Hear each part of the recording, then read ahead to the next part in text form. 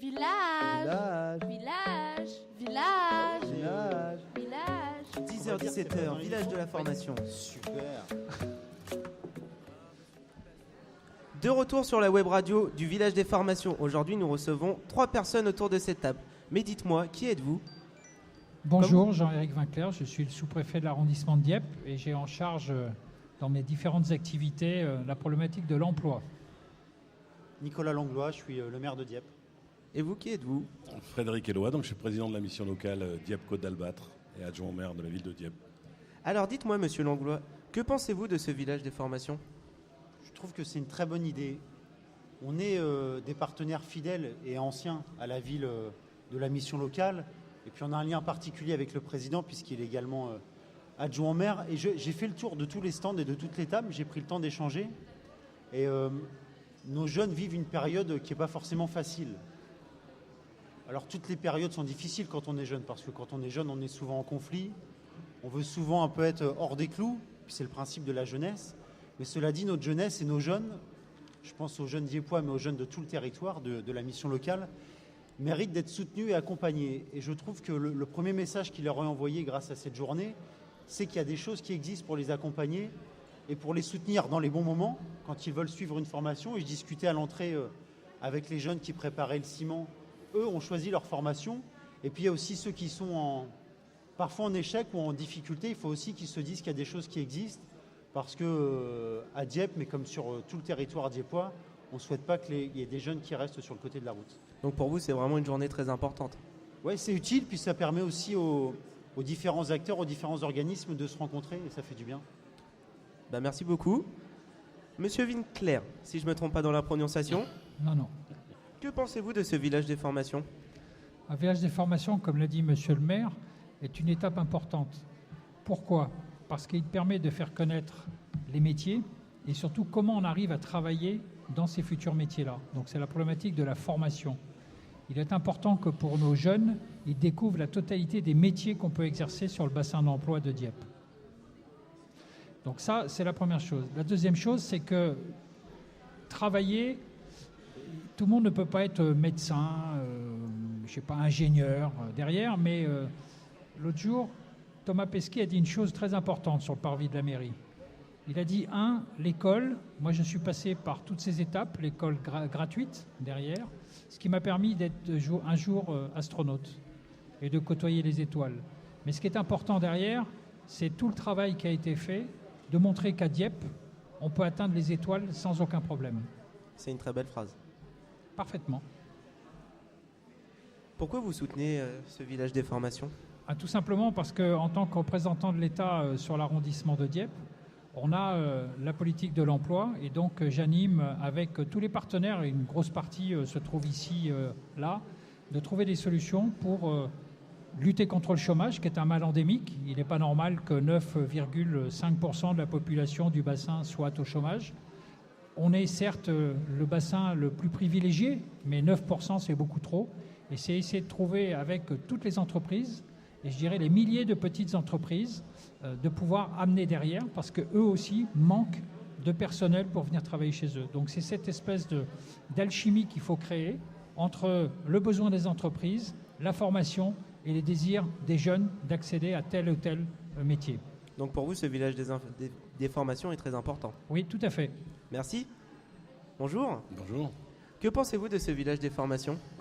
Écoutez, d'abord, je ne vais pas rebondir sur ce qui a été dit, ça a été fort bien dit, mais surtout pour dire qu'au niveau de la mission locale, nous étions engagés dans le cadre d'un appel à projet au niveau de la politique de la ville, d'engager des événements comme celui-ci. Donc au mois de mai dernier, on a fait un village de l'alternance, une rencontre de l'alternance, et aujourd'hui c'est le village des formations. C'est le premier village de la formation et on espère que ça sera pérennisé, on pourra en faire d'autres. Il s'adresse évidemment à l'ensemble des acteurs jeunes du territoire, mais aussi, il faut le signaler, les jeunes en grande difficulté des quartiers prioritaires de la ville. Donc c'était important de pouvoir le tenir. Donc c'est aussi important que monsieur le sous-préfet, monsieur le maire de Dieppe soit là. J'excuse monsieur Dulière, conseiller régional, parce qu'il y a des financeurs derrière la mission locale. Les financeurs sont bien évidemment l'État, en grande partie. le conseil régional et bien sûr la ville de Dieppe qui aujourd'hui nous soutient avec l'ensemble de la logistique et bien évidemment donc l'agglomération en finale qui nous soutient et qui nous finance ces actions. Alors encore une fois, monsieur le sous-préfet, vous l'avez dit, on est légèrement en dessous de la moyenne nationale, 9,5. La moyenne en France, c'est 13,8 des 20-24 ans qui sont au chômage, contre 11,7 en Europe. En France, les jeunes ont vu leur taux de chômage depuis 40 ans multiplié par 3,5.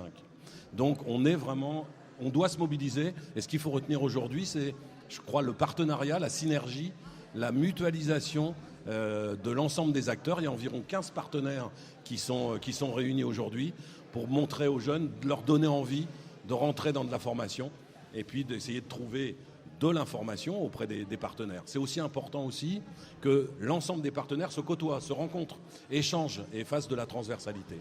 Voilà, donc un moment très très fort et il y a du monde, donc on est content.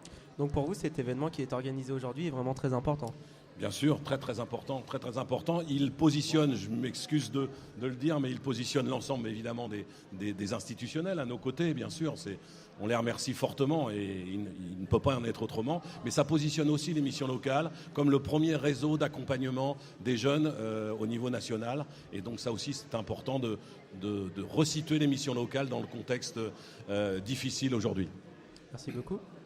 Monsieur Langlois, un petit mot ? Ouais, parce que dans mon viseur à ma gauche, il vient de bouger, mais j'avais Dominique Patrix et Pascal Coquet, qui est également vice-président du comité régional des pêches. Et on était vendredi pour toute la matinée sur la découverte des métiers de la pêche. Et c'est compliqué quand on est jeune de s'orienter, et surtout quand on a vécu des échecs, que ce soit au collège, au lycée, ou quand on a échoué à obtenir son BEP, son CAP ou même plus. Et c'est aussi bien de savoir qu'il y a plein de métiers qui recrutent en ce moment.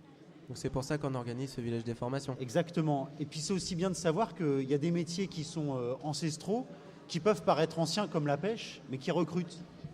Et c'est une belle école de la vie. Et puis la dernière chose, moi, que je voulais rappeler, il y a le débat en ce moment sur il y a les premiers de cordée. Est-ce qu'il faut beaucoup aider ceux qui réussissent déjà, ou est-ce qu'il faut aider tout le monde ? Moi, je me dis que la solidarité, telle qu'on la vit aujourd'hui, c'est ce qu'il y a quand même de plus utile.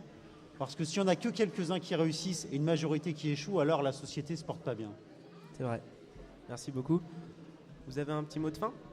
Non, je dis cette journée de la formation, première journée en espérant qu'il y en ait d'autres, c'est le vœu que je peux formuler, c'est une magnifique occasion pour que tous les partenaires se rencontrent.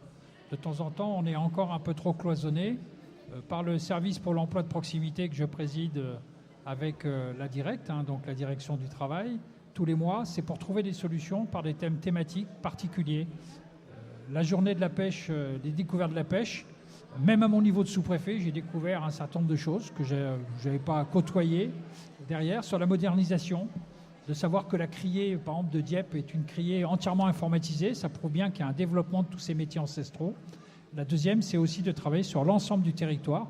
Les métiers de la mécanique, vous avez Alpine qui est une belle réussite. Je rappelle qu'Alpine a recruté depuis le début du lancement de la nouvelle voiture 123 personnes ici sans des grandes qualifications. On est allé chercher des gens dans les politiques, dans les quartiers difficiles. Merci beaucoup. Voilà. Bravo aux organisateurs. Écoutez, je vous remercie d'avoir participé à cette web radio.